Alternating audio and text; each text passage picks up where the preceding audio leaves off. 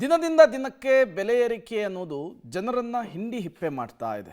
ಇದರ ನಡುವೆ ದೂರಗಳಿಗೆ ಪ್ರಯಾಣ ಮಾಡುವಂತಹ ಜನರು ಸ್ವಲ್ಪ ಯೋಚಿಸಬೇಕಿದೆ. ಕಾರಣ ಸಾರಿಗೆ ನೌಕರರು ಮತ್ತು ಸರ್ಕಾರದ ನಡುವಿನ ಸಮರ ಇದೆಯಲ್ಲ, ಅದು ಮತ್ತಷ್ಟು ಜಾಸ್ತಿ ಆಗುವಂತಹ ಸಾಧ್ಯತೆ ಇದೆ.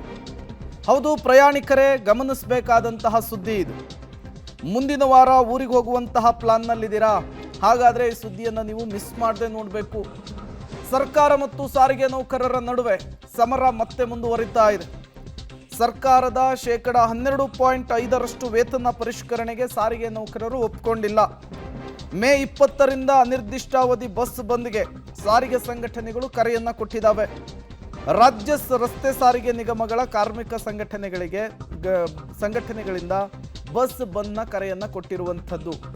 ಹಾಗಾಗಿ ಬೇಸಿಗೆ ರಜೆ ಇದೆ, ಇನ್ನೇನು ಸ್ಕೂಲು ಕಾಲೇಜ್ ಆರಂಭ ಆಗೋದಕ್ಕೆ ಕೆಲವೇ ದಿನಗಳಿದ್ದಾವೆ.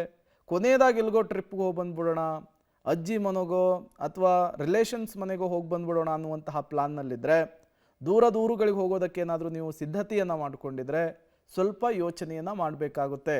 ಯಾಕೆ ಅಂದರೆ ಸರ್ಕಾರ ಮತ್ತು ಸಾರಿಗೆ ನೌಕರರ ನಡುವಿನ ತಿಕ್ಕಾಟ ಇದೆಯಲ್ಲ, ಸಂಘರ್ಷ ಇದೆಯಲ್ಲ, ಅದು ಈಗ ಮತ್ತೊಂದು ಹಂತಕ್ಕೆ ಹೋಗ್ತಾ ಇದೆ.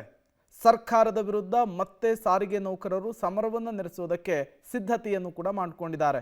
ಹಾಗಾದರೆ ಮೇ 20ನೇ ತಾರೀಕು ಬಸ್ಸನ್ನು ಬಂದ್ ಮಾಡ್ತಾರಾ ಅನ್ನೋದು ಈಗಿರುವಂತಹ ಪ್ರಶ್ನೆ. ಮೇ 20ರಿಂದ ಬಸ್ ಬಂದ್ಗೆ ಕರೆಯನ್ನು ಕೊಡಲಾಗಿದೆ.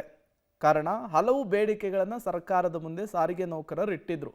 ಆ ಬೇಡಿಕೆಗಳನ್ನು ಪೂರೈಸುವಲ್ಲಿ ಸರ್ಕಾರ ವಿಫಲವಾಗಿದೆ ಅನ್ನುವಂತಹ ಕಾರಣಕ್ಕೆ ಸಾರಿಗೆ ಕಾರ್ಮಿಕ ಸಂಘಟನೆಗಳ ಜಂಟಿ ಕ್ರಿಯಾ ಸಮಿತಿ ಮುಷ್ಕರಕ್ಕೆ ಕರೆಯನ್ನು ಕೊಟ್ಟಿದೆ.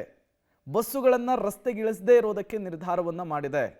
ಸರ್ಕಾರದ 12.5%ನಷ್ಟು ವೇತನ ಪರಿಷ್ಕರಣೆ ಇತ್ತಲ್ಲ, ಅದನ್ನು ಸಾರಿಗೆ ಸಂಘಟನೆಗಳು ಒಪ್ಪಿಕೊಂಡಿಲ್ಲ.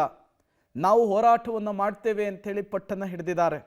ನಮ್ಮ ಅಷ್ಟೂ ಬೇಡಿಕೆಗಳನ್ನು ಕೂಡ ಈಡೇರಿಸಬೇಕು ಅನ್ನುವಂತಹ ಷರತ್ತನ್ನು ಹಾಕ್ತಾ ಇದ್ದಾರೆ. ಶೇಕಡ 25ರಷ್ಟು ವೇತನ ಪರಿಷ್ಕರಣೆ ಆಗಬೇಕು ಅನ್ನೋದು ಸಾರಿಗೆ ನೌಕರರ ಪಟ್ಟು, ಹೋರಾಟಗಾರರ ಪಟ್ಟಾಗಿತ್ತು. ಬಟ್ ಸರ್ಕಾರ ಹೇಳ್ತಾ ಇರೋದೇನು, 12.5% ಈಗ ಮಾಡಿದ್ದೀವಿ, ಮುಂದೆ ನೋಡೋಣ ಅಂಥೇಳಿ.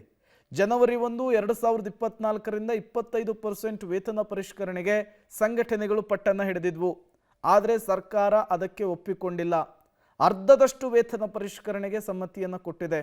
ಹಾಗಾಗಿ ಮತ್ತೆ ಸರ್ಕಾರದ ವಿರುದ್ಧ ಸಾರಿಗೆ ನೌಕರರು ಹೋರಾಟ ನಡೆಸಬೇಕಾದಂತಹ ಅನಿವಾರ್ಯತೆ ಸೃಷ್ಟಿಯಾಗಿದೆ.